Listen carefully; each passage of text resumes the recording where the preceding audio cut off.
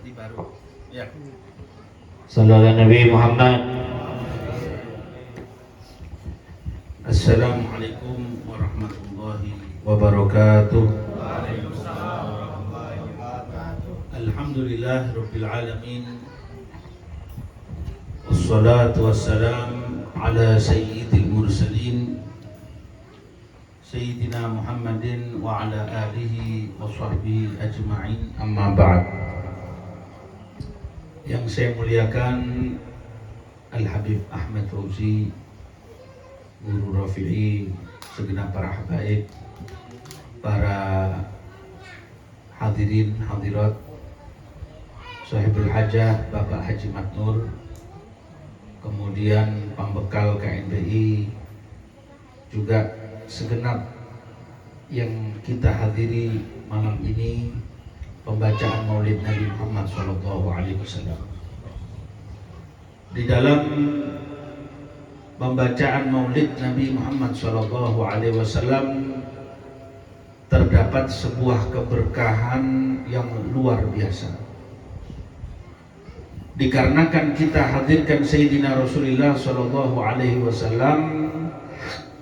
dan ketika kita hadirkan Nabi, otomatis segala sesuatu yang didatangi oleh Nabi SAW menjadi barokah. Sehingga dikatakan ketika datangnya Nabi SAW pada waktu beliau berhijrah menuju kota Madinah pertama kali setelah dari Gua Thawr, kemudian beliau datang ke tempat Mukhayyam Ummu Ma'bad. Mukhayyam Ummu Ma'bad ini adalah kemah daripada Ummu Ma'bad. Biasa orang dulu nomaden itu berpindah-pindah, mereka dirikan kemah. Ummu Ma'bad ini adalah seorang wanita tua. Dia tinggal dengan suaminya. Kemudian di kemahnya itu memiliki seekor kambing. Kambingnya ini tadi kurus, ya. Jadi kalau untuk diperah susunya nggak bisa. Ketika datang Sayyidina Rasulullah SAW, Ummu Ma'bad ini tidak bisa berkata apa-apa. Beliau bertamu dengan Sayyidina Abu Bakar, dengan Abdullah bin Fuhairah, ya, 3 orang. Kemudian ketika duduk, kata Ummu Ma'bad, saya tidak bisa menjamu apa-apa, di situ cuma ada seekor kambing. Apakah saya sembelihkan ataukah gimana? Kata Nabi, jangan. Setelah itu Nabi meminta izin untuk melihat kambing ini tadi, kemudian dipegang badannya oleh Nabi SAW, diusap pada susunya, kemudian setelah itu diperah oleh Nabi SAW. Kontan keluar air susunya ini tadi, bahkan setelah itu selama bertahun-tahun menjadi keberkahan bagi Ummu Ma'bad dan suaminya, itu bisa dijadikan sebagai sumber makanan dan penghasilan mereka. Sehingga dilihat bagaimana Sayyidina Rasulullah SAW setelah memeras susu kambing, tidak diminum sendiri, tapi dipersilahkan yang pertama kali meminumnya adalah Ummu Ma'bad karena yang lebih tua. Kemudian diberikan kepada Abu Bakar Siddiq, setelah itu diberikan Abdullah bin Fuhairah, kemudian beliau sendiri yang terakhir meminumnya, sallallahu alaihi wasallam. Dari sini Ummu Ma'bad terkesima dengan Nabi sallallahu alaihi wasallam. Sejak pertama melihat sudah terkesima dengan Sayyidina Rasul sallallahu alaihi wasallam. Kemudian mereka pamit, akhirnya melanjutkan perjalanan ke kota Madinah. Setelah melanjutkan perjalanan ke kota Madinah, datanglah suami Ummu Ma'bad. Wahai Ummu Ma'bad, kamu dapat susu ini dari mana? Ini kan kita kan kambing kita tidak mengeluarkan air susunya lagi. Dibilang, atani rajulun mubarak. Saya didatangi oleh seseorang lelaki yang penuh dengan keberkahan. Syadidul wadha'ah, berwajah sangat terang benderang, putih, kemudian wajahnya tampan, kulitnya putih, musyarraban bihumrah, putih kemerah-merahan, tingginya sekian, ininya sekian. Dia adalah orang yang berakhlak, orangnya itu bijak. Idza takallam ansatu, kalau dia berbicara semua orang mendengarkan dan tertunduk melihat Nabi Muhammad SAW. Kata suaminya, ini mungkin orang yang lagi dicari oleh orang satu kota Mekah untuk diburu, karena Nabi dikejar oleh kaum kafir Quraisy. Intinya Sayyidina Rasulullah SAW adalah kalimatnya rajulun mubarak, seseorang yang penuh keberkahan atau yang disebut dengan kathirul khair, banyak daripada kebaikannya. Jadi apapun yang nempel, apapun yang disentuh, apapun yang dipijak, apapun yang ditinggali menjadi berkah. Sallallahu alaihi wasallam. Karena itulah ketika kita adakan maulidnya Sayyidina Rasulullah Sallallahu alaihi wasallam, maka berarti kita undang Nabi Muhammad Sallallahu alaihi wasallam ke rumah kita. Setelah kita undang Nabi Sallallahu alaihi wasallam dengan secara maknawi ke rumah kita hadirkan ruhnya Sayyidina Rasul Sallallahu alaihi wasallam, maka di saat itu apapun yang ada diberkahi oleh Allah Subhanahu wa taala. Makanya dikatakan ma min baitin yuqra'u fihi maulidun Nabi Sallallahu alaihi wasallam lam yusib hariqan wala sariqatan wala bala'an. Dia tidak akan kena banjir, tidak akan terkena kebakaran, tidak akan terkena pencurian. Sebab apa? Di situ sudah diberkahi oleh Allah, dikarenakan dihadirkan Nabi Muhammad Shallallahu Alaihi Wasallam. Begitu juga jika seandainya kita adakan tasmiyahan, kemudian kita berkahi anak ini tadi dengan kita bacakan maulidnya Habibuna Muhammad Shallallahu Alaihi Wasallam, maka anak ini tadi insya Allah akan menjadi berkah. Beda seorang anak yang terlatih, yang dididik dengan didikan Islami sama yang tidak. Coba kita lihat tadi di dalam Al-Quran disebutkan seperti yang dibaca tadi. Idh qalat imra'atu Imran, Hanna, ibu istri dari istri daripada Imran bernama Hanna. Hanna ini ibu daripada Sayyidatuna Maryam. Ketika hamil, ia mengatakan saya ingin anak saya ini tadi menjadi orang laki-laki, ingin lahirnya laki-laki. Inni wada'tuha untha, tapi yang lahir ditakdirkan oleh Allah adalah perempuan. Wallahu a'lamu bima wada'at. Allah lebih tahu hikmahnya kenapa yang terlahir adalah perempuan. Ternyata dikhidmahkan ya Maryam ini tadi untuk Baitul Maqdis, kemudian setelah itu menjadi perempuan yang penuh barokah, sehingga ditaruh di dalam satu ruangan yang tidak bisa dimasuki oleh orang lain, dipelihara oleh Nabiullah Zakaria alaihissalam. Ketika hinama dakhala Zakaria al-mihrab, ketika Sayyidina Zakaria alaihissalam masuk ke dalam mihrab, yaitu kamar daripada Maryam yang dipelihara ini tadi, wajada indaha rizqa. Ternyata di situ didapati rizqa. Apa? Yaitu sebuah buah kurma dalam hidangan, padahal di musim itu bukan musimnya buah anggur ya, bukan musimnya anggur saat itu. Kemudian ditanya, anna laki hadza, kamu dapat ini dari mana? Qalat huwa min indillah, ini dari Allah, sebagai bentuk karomah bagi Maryam. Hunalika da'a Zakaria rabbah, di saat di tempat itu Nabi Zakaria berdoa kepada Allah Subhanahu wa ta'ala. Dan seterusnya kehidupan Sayyidatuna Maryam ini menjadi berkah dikarenakan apa? Dia inni nadartu lirrahmani, ibunya berdoa kepada Allah Subhanahu wa ta'ala untuk agar anaknya ini tadi diberikan, diikhlaskan untuk khidmah di Baitul Maqdis. Artinya ketika seseorang menghubungkan setiap keadaannya dengan Allah, maka Allah Subhanahu wa taala yang mengurusnya.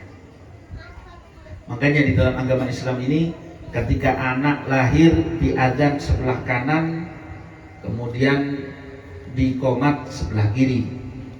Supaya apa? Supaya anak ini harapannya nanti kelak menjadi anak yang beriman, menjadi anak yang saleh, salihah, menjadi anak yang taat kepada kedua orang tuanya. Karena itu sangat penting peranan kedua orang tua. Dikatakan kullu mauludin yuladu 'alal fitrah.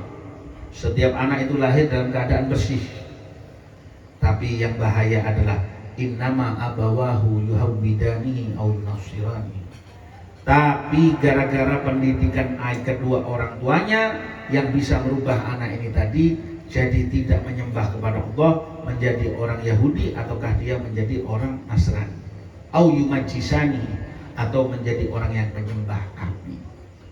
Jadi haknya seorang anak ini tadi, kata Nabi SAW, pertama harus diberikan nama yang indah. Apa nama yang indah? Afdolul asma, nama yang paling bagus adalah kullu ma'ubbid wa hummid. Nama yang ada kalimat Abdullah kalau laki, atau Muhammad ada nama Ahmad atau nama Muhammad. Tirulah nama para sahabat, tirulah nama Nabi SAW. Kenapa kok kita pakai nama yang seperti itu? Sebab mereka adalah orang-orang yang pernah diridhoi oleh Allah, ahli ibadah kepada Allah, dan harapannya adalah dengan meletakkan nama ini tadi, insya Allah akan menjadi anak yang baik. Apakah nama saja cukup? Tidak. Tapi si orang tua ini harus terus membimbing, ya, secara rohani dan juga secara zahir dan batin, diberikan makanan yang halal, ya. Kemudian diberikan pendidikan yang bagus. Ada seorang bilang kepada Sayyidina Umar, jadi seorang bapak bilang, ini anak saya ini kurang ajar, saya selalu dipukuli. Oh, berarti anakmu tidak berbakti? Tidak berbakti. Coba panggil anakmu. Akhirnya dipanggil, si anak ditanya, kenapa kamu melakukan demikian? Iya, satu, saya tidak pernah dikenalkan pendidikan agama. Yang kedua, ketika ayah saya menikah, asal menikah nggak jelas. Bukan masalah kekayaannya, artinya dari segi agamanya tidak jelas, dari segi imannya nggak jelas. Setelah itu saya juga dikasih nama yang kurang bagus. Dikasih nama siapa? Khail. Udah. Nah, makanya dari situ kata Sayyidina Umar, jangan salahkan anakmu dikarenakan kamu tidak pernah berikan dia nama yang baik, tidak pernah berikan dia makanan yang halal, dan juga kamu tidak berikan dia pendidikan yang bagus. Ya sudah, seperti ini keadaannya. Karena itulah dari keluarga ini masyarakat muncul. Dari sebuah rumah lagi, sehingga nanti pada akhirnya, ya, dari sebuah rumah muncullah keluarga, bermunculan keluarga, bermunculan ini, bermunculan itu, dan seterusnya seperti itu. Karena itu ya ikhwani, sangat penting bagi kita ini untuk benar-benar mendekatkan diri kepada Allah Subhanahu wa taala. Anak itu adalah kertas tulisan kamu. Kamu tulis bagus, jadi bagus. Kamu tulis tidak bagus, ya begitu. Orang itu kalau dilihat sukses atau tidak dilihat dari anaknya. Apakah jaminan kalau anak ulama pasti sukses? Tidak. Tidak. Kalau ulamanya ini tadi adalah orang yang soleh, bisa jadi anaknya ini adalah akan menjadi kenaikan derajat kalau memang anaknya nakal dan sudah dibimbing yang bagus.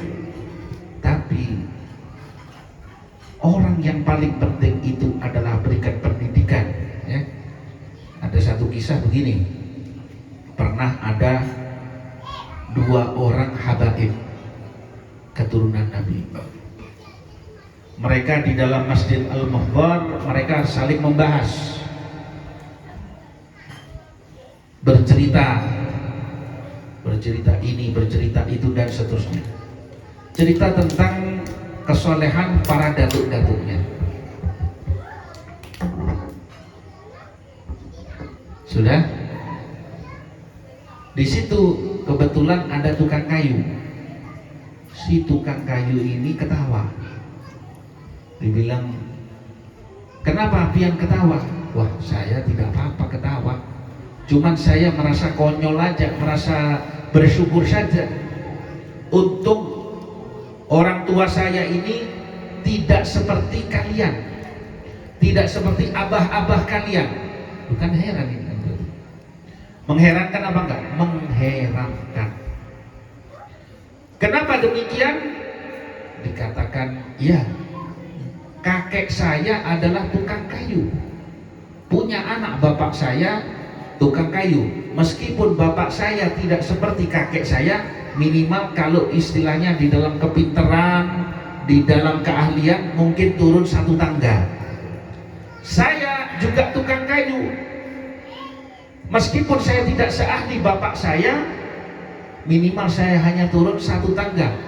Sedangkan kalau saya lihat kalian yang diceritakan itu hebat-hebat, kemudian nanti punya anak yang tidak bisa mengikuti jejak daripada salafnya, mengikuti jejak daripada para pendahulunya, wah, ini akan membuat rasa malu yang luar biasa. Jadi karena itu penting pendidikan itu dengan kita kenalkan anak ini. Satu, yang pertama, kenalkan tentang Allah. Ini yang harus kita kenalkan. Nah, Tuhanmu adalah Allah. Allah itu pencipta langit, Allah itu pencipta bumi, pencipta alam semesta. Allah itu punya sifat ini, punya sifat itu. Ya. Setelah dikenalkan, kenalkan tentang Nabi Muhammad SAW. Nabi itu orangnya tampan, dikirim oleh Allah sebagai utusan, dikirim sebagai utusan, diutus untuk semua umat manusia. Kenalkan kitab-kitab Al-Quran, kitab samawi, para malaikat, ajarkan. Sebab kadang banyak hal yang seperti ini anak-anak kita nggak tahu. Bahkan kalau misalkan karena sudah tidak ada pendidikan, ditanya Al-Quran itu berapa, ada sampai ada yang bahkan di negara Islam ada yang mengatakan berapa Al-Quran itu, berapa juz, nggak tahu ya, 25 apa 40 juz. Ya bang kan? Jadi karena itu penting pendidikan ini tadi. Kalau sudah anak ini tadi dididik, kemudian dikenalkan Allah, dikenalkan Rasul, dikenalkan tentang sholat, ya, dikenalkan barang-barang yang baik, diajarkan untuk kata-kata yang baik, insya Allah anaknya akan menjadi anak yang soleh, solihah, dan akan membanggakan kedua orang tuanya. Coba kita lihat itu. Bapaknya tukang maksiat, sebelum bapaknya meninggal bilang, ini nanti anak saya yang kecil ini tolong kamu bawa kepada guru ngaji. Ketika bapaknya sudah wafat, ngalami apa yang dialami oleh orang yang ahli maksiat. Kemudian di situ suatu saat anaknya membaca, dia bawa ke guru ngaji, dia membaca Bismillahirrahmanirrahim. Allah perintahkan malaikatnya, cabut siksa dari hambaku dalam kubur itu karena anaknya sudah menyebut nama saya. Jadi karena itu penting sekali, jangan sampai kita menjadi orang yang bodoh, tidak tahu tentang agama. Ya, harus dikenalkan siapa itu Nabi Muhammad SAW. Coba kita lihat sekarang, yang tua-tua saja kadang nggak ngerti siapa itu Nabi SAW, siapa itu sahabat. Tapi berita politik nomor satu, berita A, berita B, berita C nomor satu, urusan sepak bola nomor satu, urusan barang nomor nomor satu. Padahal yang paling penting adalah bagi kita bagaimana kita memiliki kebanggaan sebagai umat Nabi, yaitu kita ajarkan kepada anak kita ini untuk bangga sebagai umat Islam, sebagai umatnya Nabi Muhammad Sallallahu Alaihi Wasallam. Makanya dikatakan orang dulu itu kalau didik anaknya, kadang anaknya belum balik sudah mimpi Rasulullah SAW. Belum balik kita, ya Allah, 40, 50, 60 bahkan sampai meninggal. Na'udzubillah, belum lihat Rasulullah. Jadi karena itu perlu kita perbaikan hidup ini, ya. Perlu perbaikan hidup. Saya perlu perbaikan hidup, antum perlu perbaikan hidup. Untuk apa diperbaikinya ini tadi? Kita perbaiki semata-mata semuanya agar kita mendapatkan ridhonya Allah Subhanahu wa Ta'ala. Jadi ketika anak itu sudah kita bimbing dengan baik, kumpulannya adalah kumpulan yang baik, ditanamkan cinta kepada Nabi Muhammad SAW, maka Allah yatawalla, Allah yang akan ngurus rezekinya, nasibnya, zahir dan batin. Dan yang paling penting hendaknya, kata Nabi SAW, rahimallahu ra'an, Allah merahmati seorang yang yu'inu waladahu ala birrih, membantu anaknya untuk berbakti kepadanya. Kita punya anak nakal nih, jangan langsung dimarahi, jangan langsung kita gampar, jangan langsung kita pukul. Diajarkan dulu, tampakkan akhlak kita, tampakkan kelembutan kita dulu. Baru nanti setelah itu, setelah dia sadar, setelah dia tahu, kita bimbing, maka nanti akan teringat di dalam memori anak ini bahwasanya ayah saya adalah orang yang terbaik, ayah saya adalah orang yang berakhlak yang baik. Ciptakan kondisi rumah tangga ini, ngomong yang enak sama anak, ngomong yang enak dengan istri, ngomong yang enak dengan kawan, kan capek. Kalau kita ngomongnya nggak enak, tiap hari omongannya nama hewan satu kebun binatang kita sebut, kira-kira gimana? Akhirnya ibunya juga nyebut nama kebun binatang, betul? Akhirnya anaknya bilang apa? Ya ini gara-gara kamu, ibu dimarahi oleh bapak. Jadi biasakan kata-kata yang baik, insya Allah akan menjadi akhlak yang baik. Kita keras, anak akan jadi keras. Kita lembut, anak akan jadi lembut.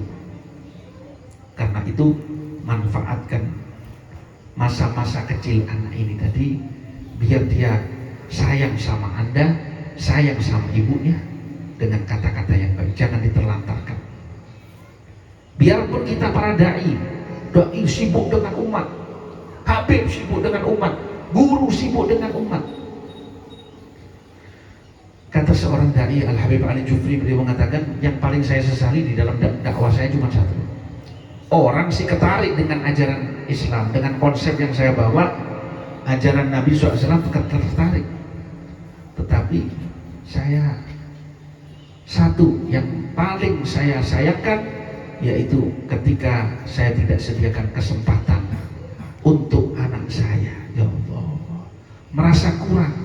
Padahal beliau itu tiap hari ngajarin anaknya, duduk dengan anaknya, ditanya sholatnya, ditanya ibadahnya, dengan omongan-omongan yang lembut, bukan seperti guru madrasah, bukan, tapi seperti apa? Seperti seorang ayah kepada anaknya dengan lemah lembut. Jangan ditanya, sudah sholat kamu? Belum? Enggak. Ayo kita sholat bersama. Begitu. Kalau kita omongannya enak, anaknya pun juga terimanya juga enak. Kan begitu. Istri kita juga kita ajaknya enak. Tapi kalau misalkan kita bilang, waduh, saya ini pusing dengan perkara di luar, kata istri, gua nggak tahu, nggak mau tahu dengan urusan luar, inti urusannya dalam rumah. Betul nggak? Betul apa enggak? Betul. Jadi karena itu kita harus jadi orang yang sadar diri. Kudu sadar kita ini. Kudu sadar. Karena itu di dalam kesempatan ini semoga nanti menjadi pelajaran bagi kita.